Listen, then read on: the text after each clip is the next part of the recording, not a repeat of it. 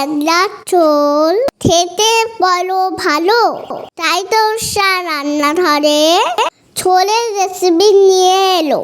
এর মধ্যে জিরা ফোড়ন, পেঁয়াজ লঙ্কা কুচি দিয়ে নেড়ে চেড়ে নিয়ে অল্প একটু ভেজে দাও।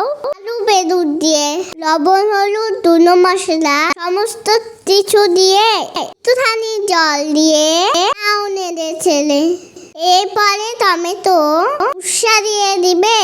ভালো করে সব কিছু কষিয়ে নেবে। গরম ভাতে এই ঝোল খেতে লাগে ভালো।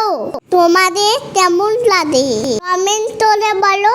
ঝোল দেওয়া হয়ে গেছে, মাছ দিয়ে দেব ভালো করে ফুটিয়ে এবার নামিয়ে নেব। 10 মিনিটেই হয়ে যাবে এমন পাতলা ঝোল। একবার খেলে থাকবে না কোনো দোষ।